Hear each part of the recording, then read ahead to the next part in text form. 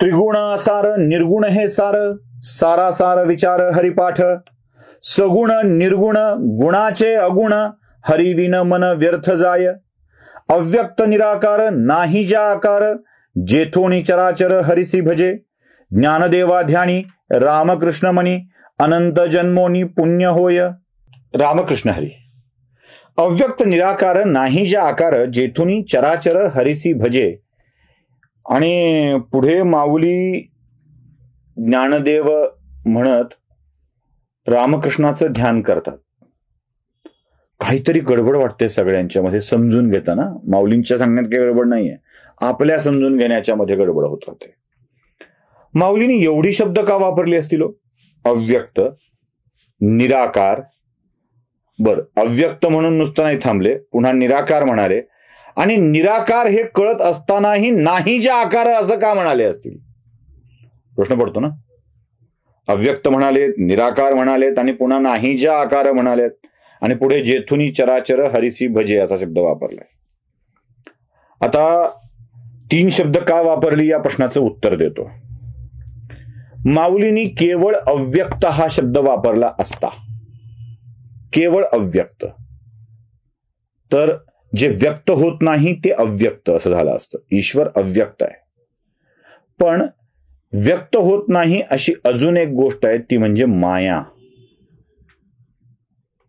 व्यक्त होत नाही ती गोष्ट आहे ती म्हणजे माया. माया देखील अव्यक्त आहे ना. आपल्याकडे माया अव्यक्तच असते. माया कोणत्याही अर्थाने घ्या, आपली दुसऱ्यावरची असलेली माया किंवा जिथे मायेचं राज्य चालतं ती माया कोणतीही घ्या, ही माया सुद्धा या अव्यक्त मध्ये आली असती. म्हणून निराकार असं म्हटलं, कारण माया अव्यक्त असली तरी ती निराकार असत नाही, तिला आकार आहे.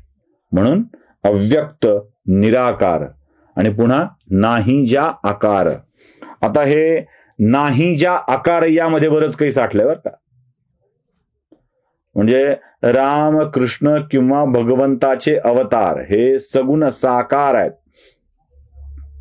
सगुण साकार आहेत. तिथे तर मन लागतं, पण नाही ज्या आकार आणि त्याच्या पुढची ओळ आहे जेथुनी चराचर हरिसी भजे. जेथुनी चराचर हरिसी भजे म्हणजे आकार हे सगुण रूपाचं ध्येय आहे. रामकृष्णादी अवतार अवयववान आहेत, अवयव धारण केलेले आहेत. पण या रामकृष्णाच्या रूपापेक्षाही एक ईश्वर आहे जो आकार नाही आहे, निराकार आहे, अव्यक्त आहे. आणि त्याच्यापासून, हरीपासून चराचर निर्माण होतं आणि हे चराचरच हरीला भजत असतं. एक छोटीशी गोष्ट सांगतो. गोष्ट अशी आहे की एका घनघोर अशा जंगलामध्ये ऋषीचा ताफा म्हणता येईल, एक ऋषींचा आश्रम असतो. ज्या आश्रमांच्या मध्ये वेगवेगळे शिष्य त्यांच्याकडून ज्ञान घेत असतात. आणि ते ऋषी सुद्धा आपल्या शिष्यांना ईश्वराची भक्ती शिकवत अव्यक्त निराकारातून विश्व कसं निर्माण झालं, म्हणजे हरीपासून जग कसं निर्माण झालं आणि जग हरीला कसं भजतं हे सांगत असतात, माऊलींच्या सारखंच. आता रोज या अव्यक्त निराकारातून जग निर्माण झालं आहे, त्या निराकार, निर्गुण, निराकार, नाही ज्या आकार या परमेश्वराशी आपण एक रूप कसं झालं पाहिजे हे रोज ऐकून पण मनामध्ये शंका असलेला एक शिष्य संध्याकाळच्या वेळी गुरुवर्याकडे जातो आणि म्हणतो, गुरुजी, निर्गुण निराकारातून, अव्यक्त निराकारातून जग कसं निर्माण झालं असेल बरे? ज्याला आकार नाही, ज्याचं अस्तित्व नाही, काहीच दिसत नाही, अशा निर्गुण निराकारातून जग कसं निर्माण झालं असेल? प्रश्न व्हॅलिड होता. कसं झालं असेल? कारण हे अवाढव्य जग जे सगुण साकार आहे, भौतिक रूपात दिसतंय, ते जग कसं निर्माण झालं असेल? शिष्याने विचारलेले या प्रश्नावर गुरु क्षणभर हसले आणि म्हणाले, आपल्या कुटीच्या बाहेर अनेक वृक्ष आहेत आणि या वृक्षांच्या मध्ये एक सीताफळाचं वृक्ष आहे, त्याला फळं लागलीत. हो, जा त्यातली काही सीताफळ घेऊन ये, एकच आण, काही नको आणू, एकच आण. त्याने आणलं. म्हणाले, या सीताफळात तुला काय दिसतंय? ते म्हणाला, खूप बी आहे, बियाच्या वर गर आहे आणि ते आता खाण्यालायक पिकण्यालायक झालंय. बर, तुला काय काय दिसलं त्यात? तो म्हणाला, त्या आवरणाच्या आतमध्ये गर आहे, गराच्या आतमध्ये बी आहे. ते म्हणाले, काढ बी जरा बाजूला. मग त्याने ते सीताफळातून बी बाजूला काढलं, गर बाजूला काढला. ते म्हणाले, ह्या बियात तुला काय दिसतंय? काहीच नाही, बियामध्ये काय, वरून काळा आहे, आतून पांढरा आहे, बस त्या बियाचा आतला भाग पांढरा एवढा दिसतोय, बाकी काय नाही दिसत. गुरु म्हणाले, नीट बघ, अजून नीट बघ, तुला काय दिसतंय ते. तो म्हणाला, नाही हो, काहीच नाही दिसत आहे गुरुजी. म्हणाला, अरे दिसतंय, काय दिसतंय? मला त्या बियाच्या आतमध्ये एक विशाल मोठं असं सीताफळाचं झाड दिसतंय आणि त्या झाडाला लागलेली सीताफळं दिसतायत, पानं दिसतायत, फांद्या दिसतायत. म्हणले, असं कुठं असतं का?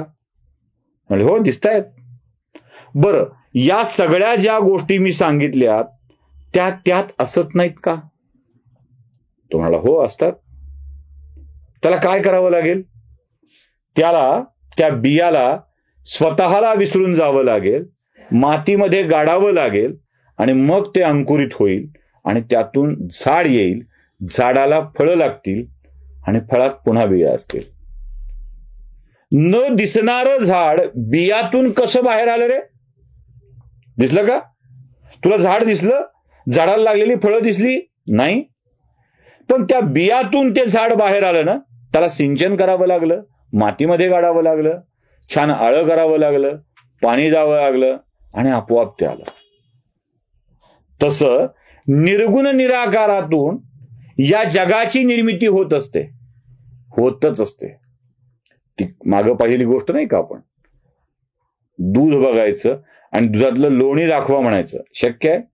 त्या दुधाला विरजण टाकावं लागेल, दही करावं लागेल, ताक घुसळावं लागेल आणि ताक घुसळत असताना जे येईल ते नवनीत येईल.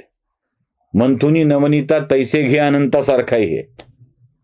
बी रुजवावं लागेल, बीजरूपी तुझी करी पेरणी स्वतःची, उगवेल कणीसा ऐश्वर्याचे, हे लक्षात ठेवायचं. निर्गुण निराकारातूनच, ईश्वराच्या निर्गुण निराकारातूनच जगाची निर्मिती होत असते. फक्त त्यासाठी अनुकूल वातावरण असावं लागतं, जेथून चराचर हरिसी भजी अशी स्थिती असावी लागते. म्हणून त्या परमेश्वराचं नामस्मरण करत राहा. नमस्कार.